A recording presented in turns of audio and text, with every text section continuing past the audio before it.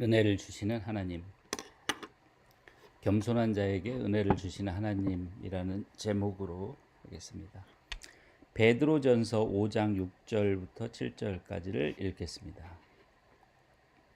그러므로 하나님의 능하신 손 아래서 겸손하라. 때가 되면 너희를 높이시리라. 너희 염려를 다 주께 맡겨버리라. 이는 저가 너희를 권고하심이니라.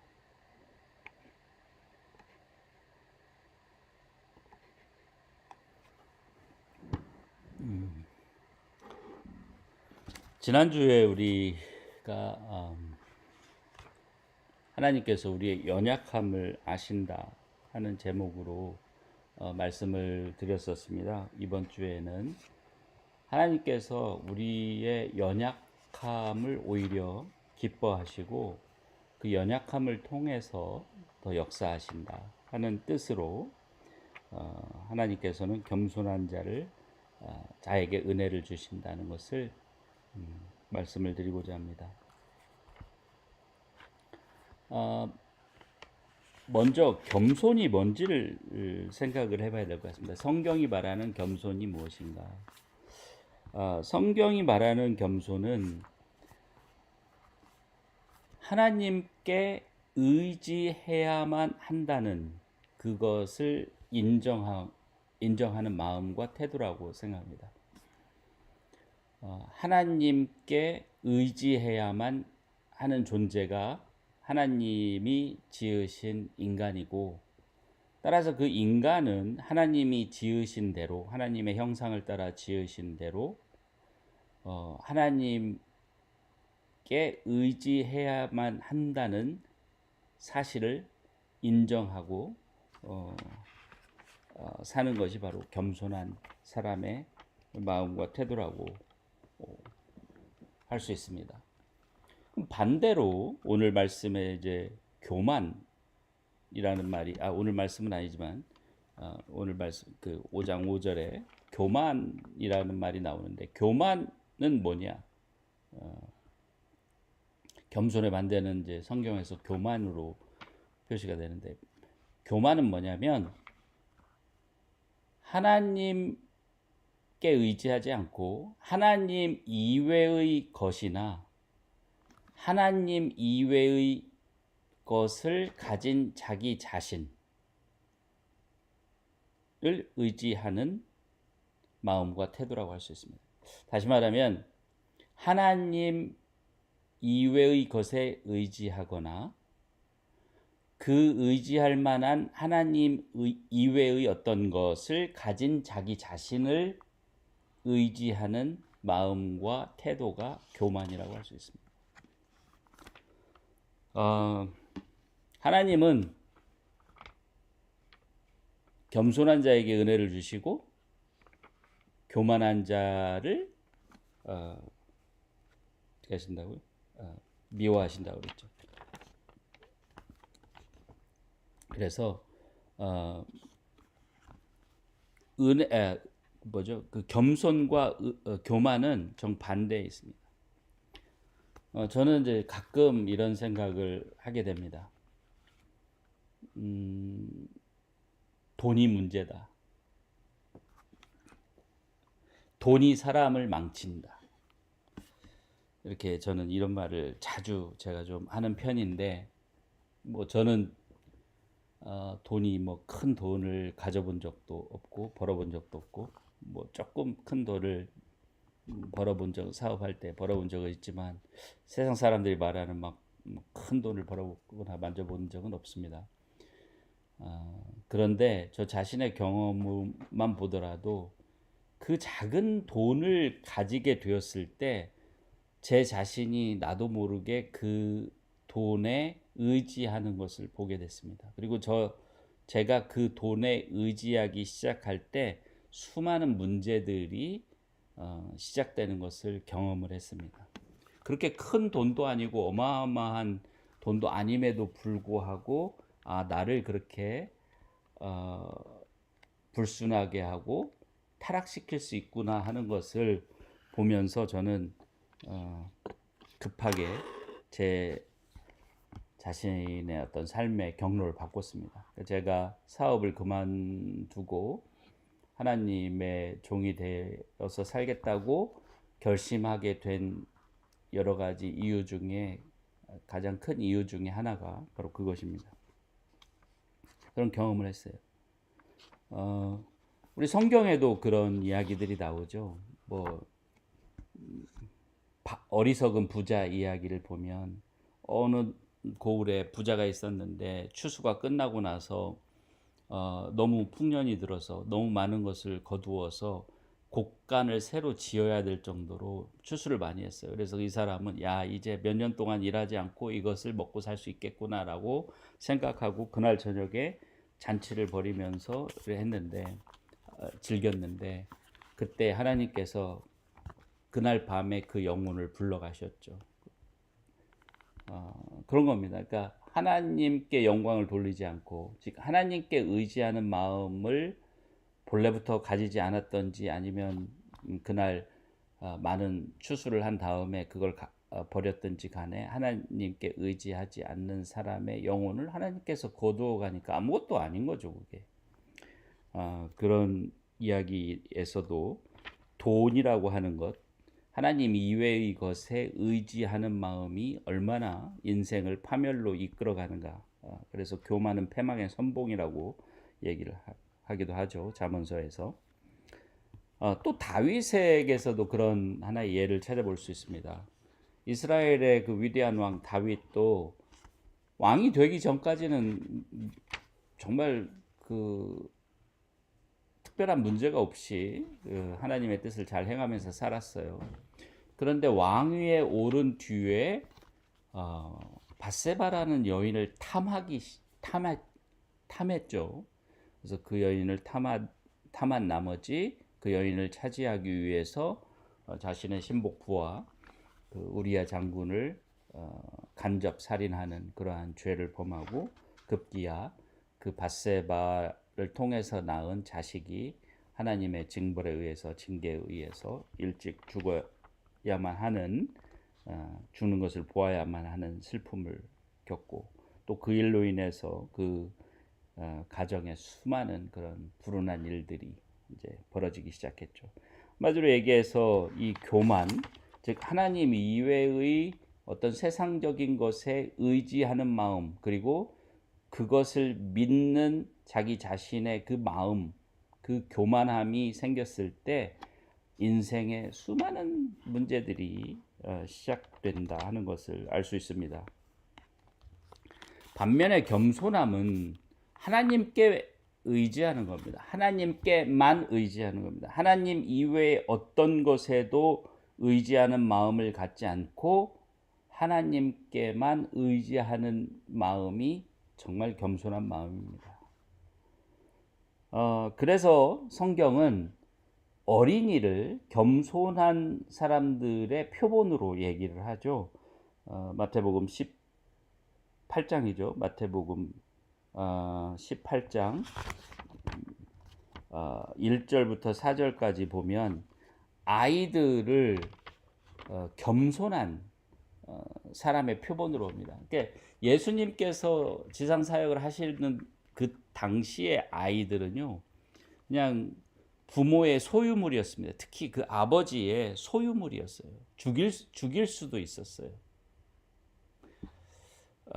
팔 수도 있었고 노예로 뭐 그렇습니다. 아예 그냥 물건 취급을 당할 수밖에 없는 그런 처지에 놓여 있는 게 아이들이었어요. 인구 조사를 할 때 아이들은 아예 세지도 않았습니다. 여자와 아이들은 세지도 않았어요. 그래서 오병이어의 기적에서 5천 명을 먹였다 그랬을 때 5천 명은 성인 남자를 얘기하는 겁니다. 아이들도 빼고 부녀자들도 빼고 해서 5천 명, 남자만 5천 명, 성경에 남자만 5천 명이라고 그래서 표현이 나오는데 거기서 남자는 어린이들을 제외한 성인 남자를 의미합니다.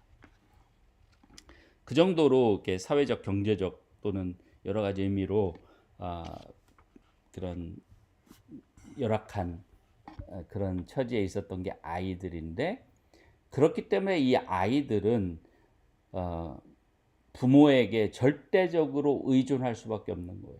자신의 생존 자체를 부모에게 의존할 수밖에 없는 존재였어요. 물론 그보다 더 어린 아기들은 어쩔 수 없이 그 엄마, 아빠에게 생존을 의존할 수밖에 없는 존재죠. 그런 것처럼 예수님께서 아이들을 겸손한 사람의 표본으로 이렇게 말씀하신 이유는 어느 누군가에게 의지할 수밖에 없는 존재이기 때문에 그런 점에 포인트를 맞추신 것 같아요. 그래서 우리도 하나님께만 의지할 때 그것이 진짜 겸손이라는 것입니다. 그런데 하나님께서는 겸손한 자를에게 은혜를 주시고 주신다고 하는 것입니다. 이 겸손한 것에 대해서, 그러니까 하나님께서 겸손한 자에게 은혜를 주신다고 하는 것에 대해서 살펴볼 때, 따라서 우리는 겸손해야 됩니다. 즉 우리가 우리의 연약함을 결코 부끄러워해서는 안 됩니다. 부끄러워할 일도 아니고요. 우리 인간은 하나님 앞에서 연약함을 드러내고 오히려 말씀드리고 인정하고, 그래서 결론적으로 하나님께 의지하고 하나님의 도움을 바라고 하나님의 도움으로만 살 수 있다는 것을 인정해야 되는 거예요. 그게 겸손함이라고 말씀드렸죠. 또 오히려 이제 그런데 세상에서는 자신의 연약함을 인정하는 것이 부끄러운 일이 되어버렸어요. 세상에서는 자신의 연약함을 드러내는 것은 약한 사람이 되고 부끄러운 것이 되어버렸어요.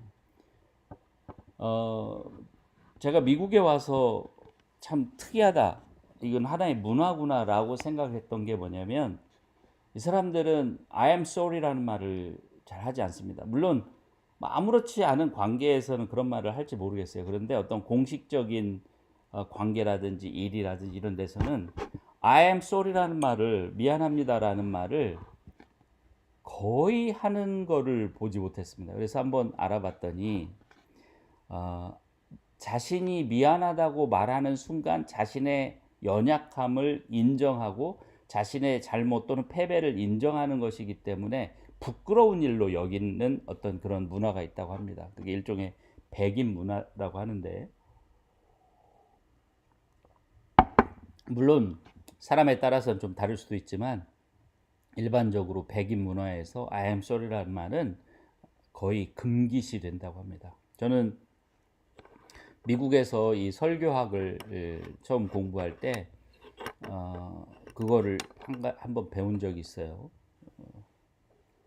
제가 다니는 학교도 주로 백인들이 다니는 학교였습니다. 동양인은 저 혼자밖에 없었는데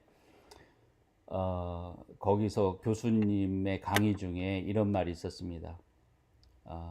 I am sorry라는 말을 하지 마라. 그러니까 물론 설교를 하는 동안에 뭐 준비를 부족하게 해서 미안하다, 내가 조금 잘 몰라서 미안하다, 이런 말을 하지 말라는 거예요. 좀 부족하게 준비를 했던, 좀 잘 모르던 간에 미안하단 말을 하지 말라 그러는 거예요. 근데 저는 좀 다르더라고요. 우리 한국 분들한테 설교를 하거나 어떤 강의를 할 때, 제가 잘못한 거에 대해서 인정하고, 좀 죄송하게 됐습니다. 충분히 이렇게 준비를 하지 못했습니다. 어떤 상황에 있어서. 그런 것을 인정하는 것이 과연 그게 부끄러운 일이고 잘못된 일이었을까? 근데 그런 제가 들은 미국 학교의 세미나리의 강의에서는 그걸 좀 강조했던 기억이 납니다.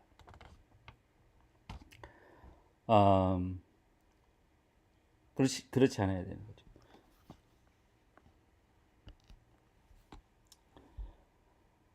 왜 그러냐면요. 우리가 하나님께만 의지해야 된다는 것은 당연한 건데, 하나님께 의지할 수밖에 없는 우리의 연약함을 인정하고 고백하고 하나님께 도움을 청하고 하나님께 의지하는 자기 자신의 마음, 내 태도, 그거를 하나님께 고백하는 그것이 왜 중요하냐, 즉 겸손함이 왜 중요하냐면요,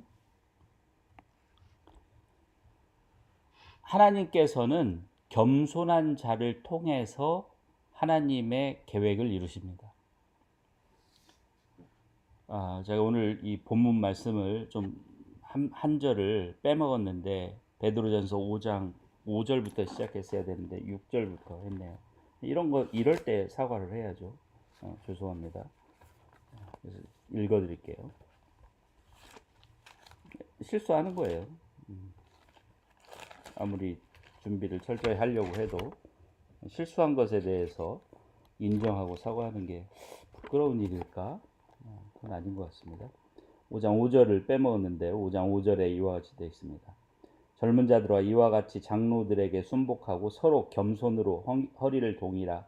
하나님이 교만한 자를 대적하시되 겸손한 자들에게는 은혜를 주시느니라. 이게 사실 오늘 어떻게 보면 가장 중요한 말씀인데 그걸 빼먹은 거예요.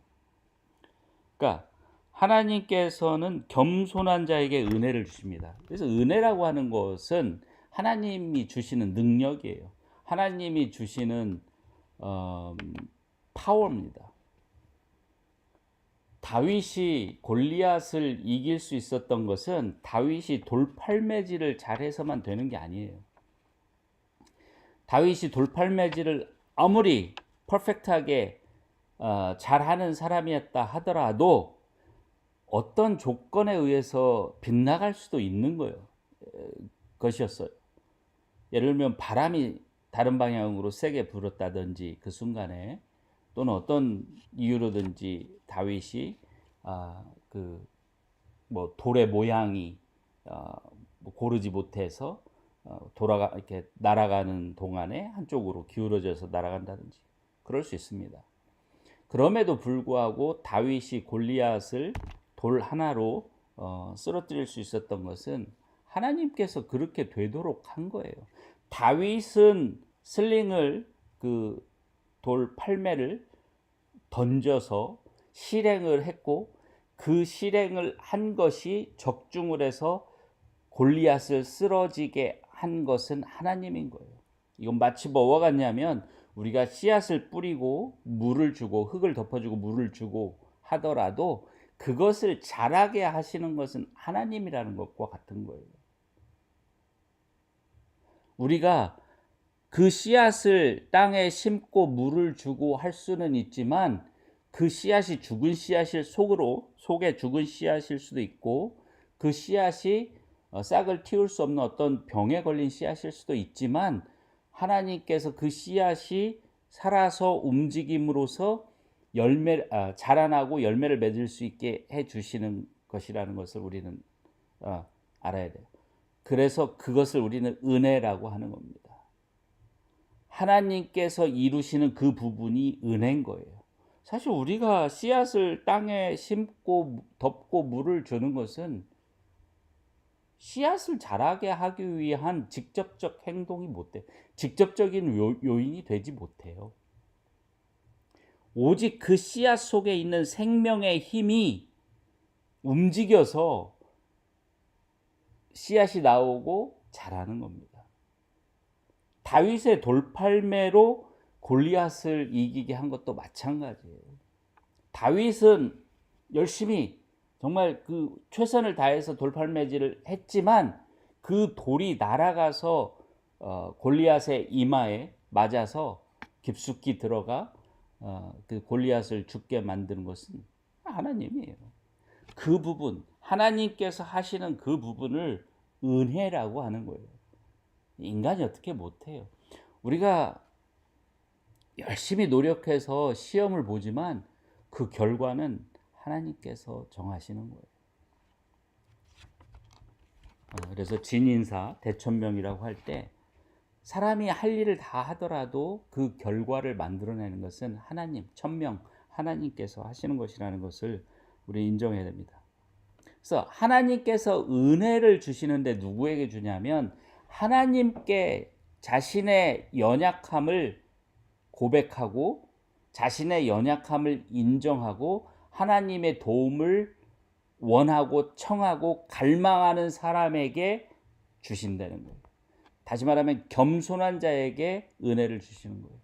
다윗이 나는 돌팔매질을 너무나 잘하니까 아, 이 일에 있어서는 하나님의 도움 필요 없습니다. 제가 알아서 하겠습니다 하면은 했었더라면 골리앗을 맞추지 못했을 수도 있어요. 그런 것과 같습니다.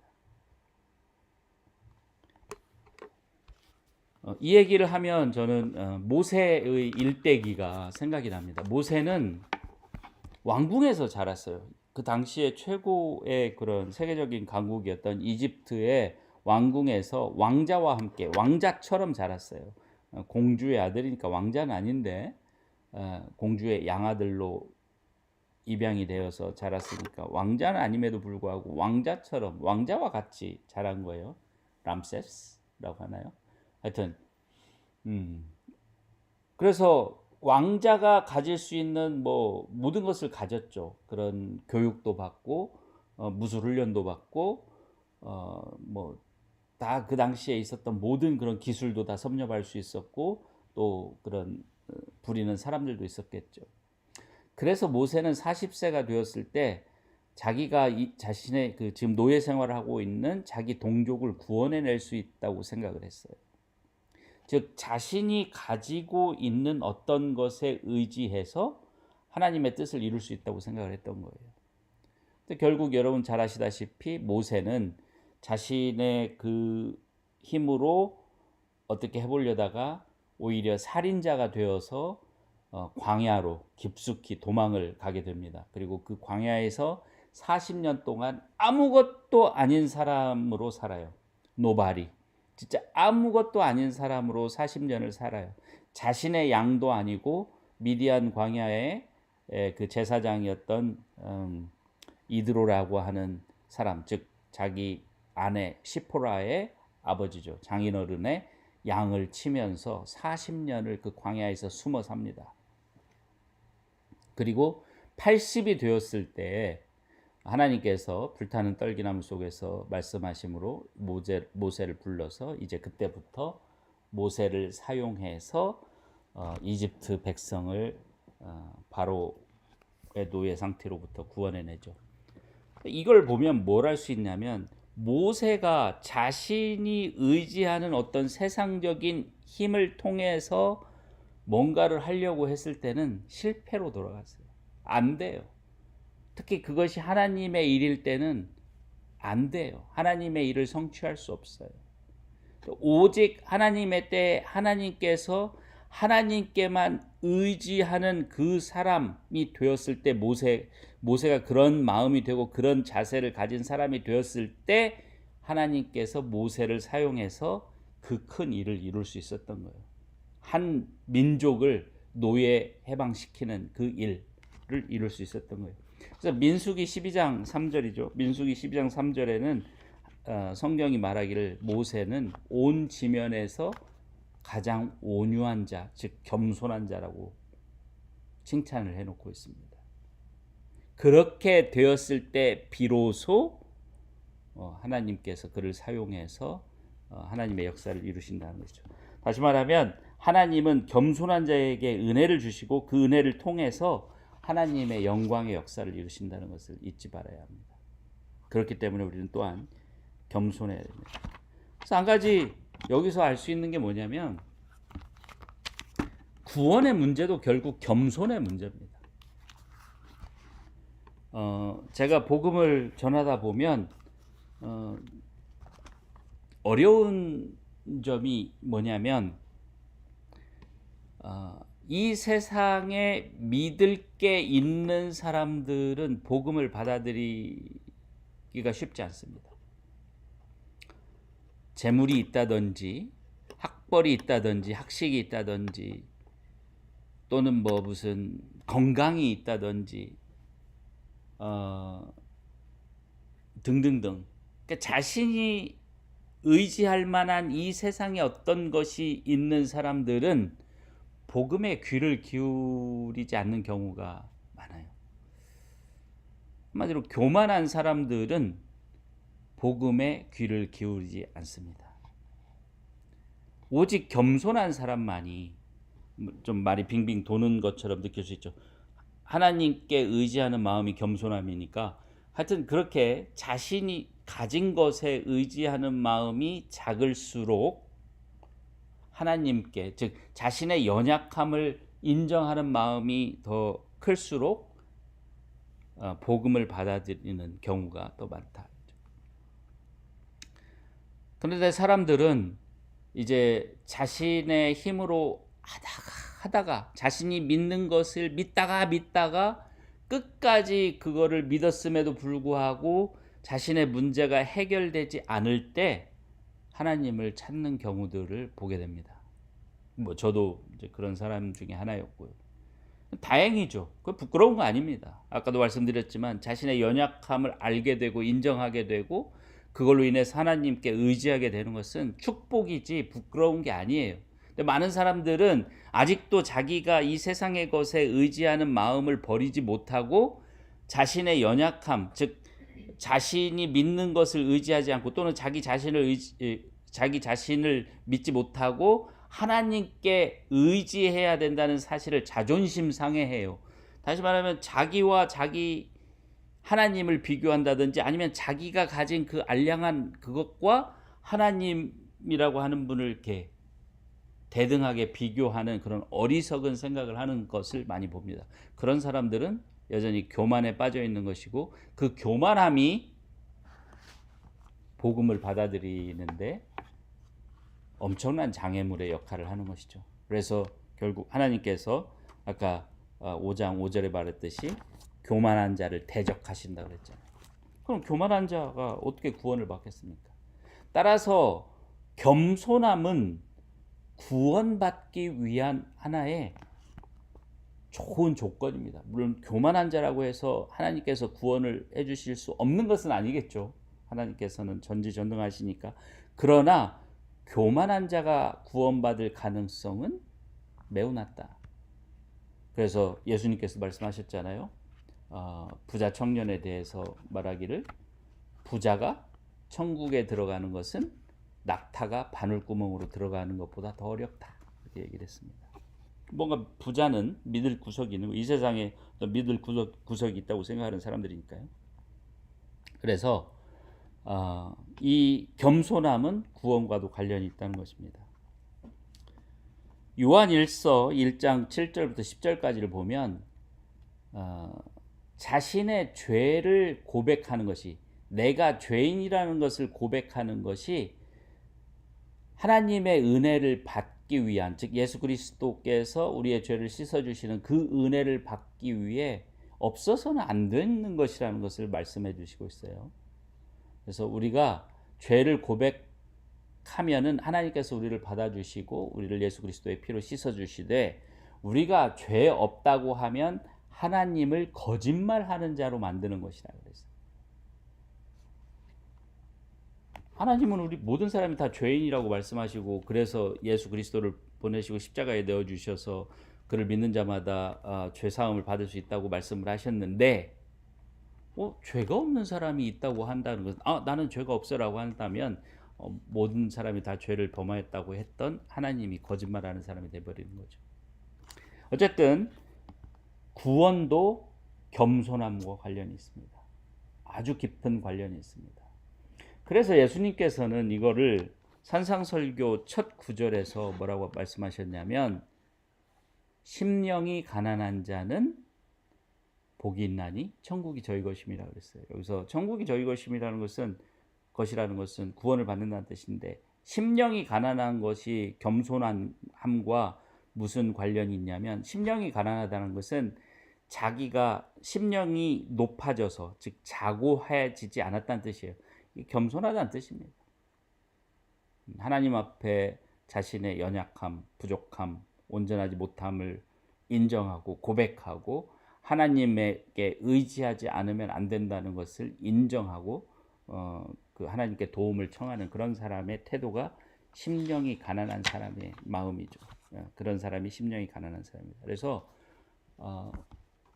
우리의 연약함을 인정하고 따라서 하나님께 의지할 수밖에 없다는 것을 인정하는 마음과 태도, 즉 겸손함이 우리의 구원을 좌우한다는 것입니다. 마지막으로 저는 이 우리의 연약함을 인정하는 그 겸손함이 우리 크리스찬의 삶의 모습을 결정한다고 생각합니다. 크리스찬이 된 사람들은 그것이 어떤 일이든 간에 하나님의 뜻을 행할 의무가 있는, 뜻을 행할 어떤 그 책임이 있는 사람들이, 하나님의 뜻을 행한다는 게 뭐 여러 가지 뜻이 있겠지만 한마디로 하나님의 계명에 합당한 삶을 살아야 돼요. 어떤 사람은 하나님의 부르심을 받아서 선교를 하는 사람들도 있을 수 있고, 하나님의 그런 부르심을 받아서 가르치는, 성경을 가르치고 말씀을 가르치는 그런 사람들도 있을 수 있고, 하나님의 부르심을 받아서 섬기는 사람을 살 수 있고, 하나님의 부르심을 받아서 비즈니스를 열심히 해가지고 뭐 교회들의 헌금을 한다든지 선교사 후원을 한다든지 뭐 여러 가지 수많은 그런 부르심이 있을 수 있습니다. 그런데 이런 일을 하는 데 있어서도, 즉 하나님의 부르심을 이행하고 하나님을 위해서 사는 그 크리스찬의 삶에 있어서도 겸손함이 없어서는 안 된다는 거예요. 다시 말하면 하나님의 은혜로가 아니고서는 하나님의 뜻을 행할 수 없어요. 아까 다윗의 예를 제가 말씀을 드렸는데, 모세의 예도 말씀을 드렸는데, 하나님께 의지하는 겸손함이 없는 사람이 하나님의 뜻을 행한다는 건 말이 안 되는 거예요. 겸손함이 없는 사람이, 교만한 사람이 어떤 겉으로 보기에 하나님의 뜻을 행하는 것처럼 보일지 몰라도 그것은 하나님의 뜻을 행하는 게 아닙니다. 왜냐하면 하나님의 뜻은 오직 하나님의 능력으로만 이루어지는 것이기 때문입니다.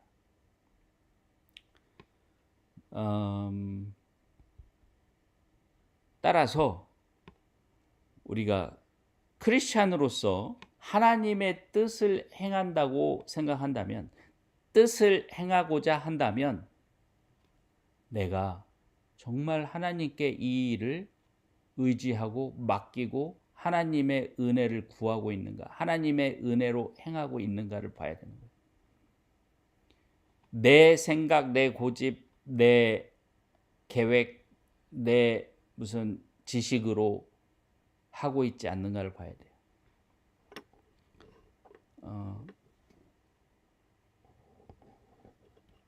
저도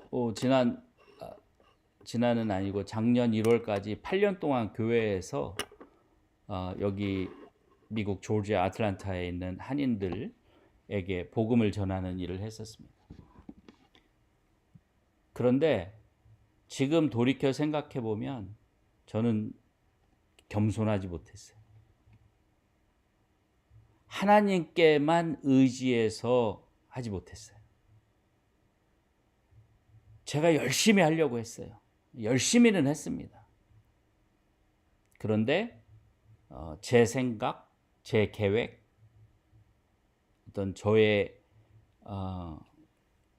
어떤 욕망, 이런 걸로 막 제 열심으로 했던 것 같아요. 결국 많은 어떤 그런 어려움에 봉착할 수밖에 없었습니다. 하나님의 은혜가 도와주시지 않으면 어려워요. 아무리 작은 것을 이루려고 해도 쉽지 않습니다. 하나님의 은혜가 임하면 아무리 어려운 일도 쉽게 됩니다. 그래서 제가 지금 배운 것이 뭐냐면 오로지 하나님께 의지하는 것, 사람에게 의지하지 않는 것. 제 설교를 쭉 들어보시면 이전에 했던 그런 설교들, 가르침, 제 그 성경 강해나 이런 것들과 많이 달라졌다는 것을 느끼시는 분이 있을지 모르겠습니다. 많이 달라졌어요. 하나님께만 의지해야 됩니다. 하나님만을 믿고 의지해야 하고, 하나님의 힘으로, 은혜로, 능력으로 되도록 해야지, 그렇지 않으면 안 됩니다.